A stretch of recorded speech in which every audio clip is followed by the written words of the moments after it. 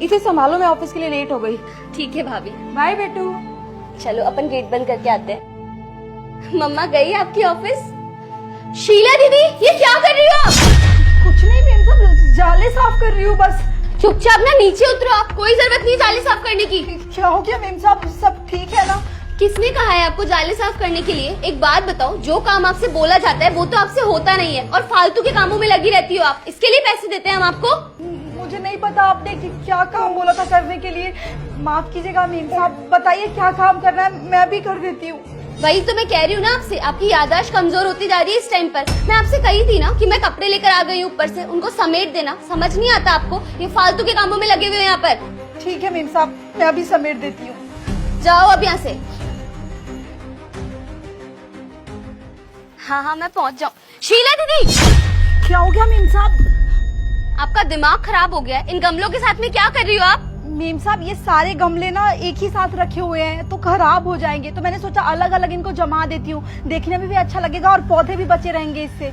ज्यादा ना मुझे ज्ञान देने की जरूरत नहीं है कि कहाँ जमाना है, किसका क्या करना है। हमारा घर है नहीं है, हम लोग डिसाइड कर लेंगे। आपको जो काम दे रखे हैं आपसे वो काम क्यों नहीं होते हैं? ये फालतू के कामों में क्यों आ जाती हो आप बार बार? अभी नीचे वो जाले साफ करने में लग रही थी आप, अब यहाँ ऊपर चढ़ के आ गई पौधे जमाने के लिए। आप क्या दिमाग से पागल हो क्या? नहीं मेम साहब, मैं पागल नहीं हूँ। आप ऐसे गुस्सा क्यों कर रही हो? मैं तो काम ही कर रही थी बस। कोई जरूरत नहीं है ये सब काम करने की, मना कर दिया ना मैंने। आपको समझ नहीं आता, या फिर मैं जब भाभी से आपकी शिकायत करूंगी तभी आपको बात समझ में आएगी। जितने काम आपसे बोले जाते हैं ना, सिर्फ उतने ही काम किया करो। अपने मन से काम करने की कोई जरूरत नहीं है। ठीक है मेम साहब। अब चलो नीचे और मेरे लिए ना नींबू पानी बना दो, खुद के लिए भी बना लेना एक गिलास। ठीक है मेम साहब, खाना मैंने बना दिया है, आपके लिए खाना लगा दूं? नहीं अभी रहने दो, मुझे भूख नहीं है, मैं खुद खा लूंगी। ठीक है मेम साहब, जब भी खाना हो आपको आप मुझे बता देना, मैं खाना लगा के दे दूंगी आपको। और मैं वो बोल रही थी, आपके ना बहुत सारे कपड़े रखे हुए हैं, उसे मैं धो दूं क्या? आपको बोला मैंने कपड़े धोने के लिए, और वैसे भी ना आप कपड़े बिल्कुल भी अच्छे नहीं धोते हो। कभी कभी ना उनमें इतनी गंदगी रह जाती है और ना ही उसमें से मैल साफ होता है। इससे अच्छा ना मैं खुद ही धो लिया करूंगी। मैंने आपको 10 बार बोला है कि मशीन में कपड़े धो दिया करो, पर आपकी बात समझ नहीं आती ना। डेली वो ब्रश लेकर बैठ जाओगे बाथरूम में और कपड़े धोने लग जाओगे। मुझे बिल्कुल नहीं पसंद ये चीजें। इससे अच्छा मैं खुद अपने काम कर लूंगी। मेम साहब, कपड़े मैं हाथ से धोती हूँ तो ज्यादा अच्छे से धुल जाते हैं। मशीन में कपड़े अच्छे से साफ नहीं होते और मैल भी रह जाता है उनमें, इसलिए मैं हाथ से धो लेती हूँ बस। आप पता नहीं गुस्सा क्यों कर रही हो आज इतना? मुझसे कोई गलती हुई है क्या मेम साहब? अरे कोई गलती नहीं हुई है आपसे। अब हर चीज समझाने बैठू क्या मैं आपको? शायद गेट पर कोई आया है, देख कर आओ। जी नमस्ते। नमस्ते साहब, लेकिन आप कौन? वो मुझे आलिया मेम साहब ने बुलाया था काम के लिए। अच्छा मुलाराम भैया आ गए, आप अंदर आ जाओ। जी मेम साहब। बताइए मेम साहब, मुझे क्या क्या काम करना है? अरे साहब, आपको कोई गलतफहमी हुई है, काम करने के लिए हूँ मैं यहाँ। एक सेकंड शीला दीदी, मैंने आपको बीच में बोलने के लिए कहा? मैंने बुलाया है ना मुलाराम भैया को, तो मुझे बात करने दो। थोड़ी देर शांत खड़े रहो आप। और हाँ भैया, आप बताओ मुझे, आपको सारे काम ढंग से करने आते हैं ना घर के? हाँ मेम साहब, मुझे ना घर के सारे काम आते हैं। मैं कपड़े भी अच्छे धो लेता हूँ, झाड़ू पोछा भी लगा लेता हूँ और चाय पानी भी अच्छे बना लेता हूँ मैं। अरे मेम साहब, इन सब कामों के लिए मैं हूँ ना, फिर इन साहब की क्या जरूरत है? मैं बर्तन भी एकदम चकाचक धोती हूँ, कपड़े भी साफ कर लेती हूँ, खाना भी 1 नंबर बनाती हूँ। आप लोग ही बोलती हो, फिर ऐसे क्यों कर रही हो आप? शीला दीदी प्लीज, मैंने मना किया है ना आपको बीच में बोलने के लिए। आपको समझ नहीं आता? 2 मिनट शांत नहीं खड़ा रहा जा रहा आपसे, प्लीज मुझे बात करने दो। और हाँ भैया, आप बताओ मुझे, देखो आप जो बोल रहे हो ना आप सारे काम कर लोगे, वो मैं मान लेती हूँ, लेकिन बर्तन ना एकदम अच्छे से साफ करना और कपड़े मैले नहीं छूटने चाहिए। अब आप ये बताओ मुझे, इन सब काम की आप सैलरी कितनी लोगे?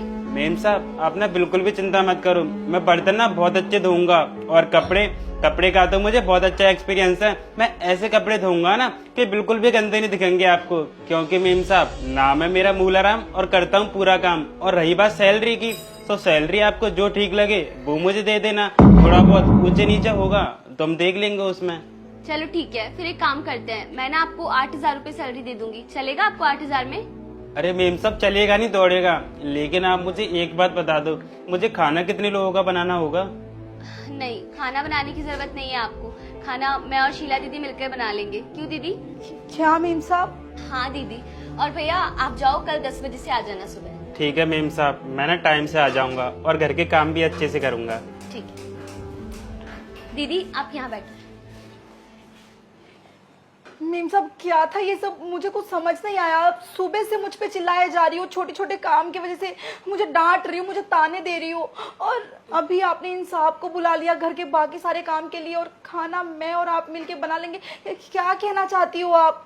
अरे शीला दीदी परेशान मत हो, इतना स्ट्रेस लेना ना अच्छी बात नहीं होती है इस टाइम पर। और वैसे भी मैं और भाभी ना काफी टाइम से सोच रहे थे कि आप प्रेग्नेंट हो, आपका आखिरी महीना चल रहा है और इस टाइम पर भी आप इतने सारे काम करती हो, भारी भारी सामान उठाती हो, ये सब कुछ देख कर ना हमें बिल्कुल भी अच्छा नहीं लगता है। आप हमारी फैमिली मेंबर की तरह ही तो हो ना, हमेशा हमने आपको कभी अलग माना ही नहीं है।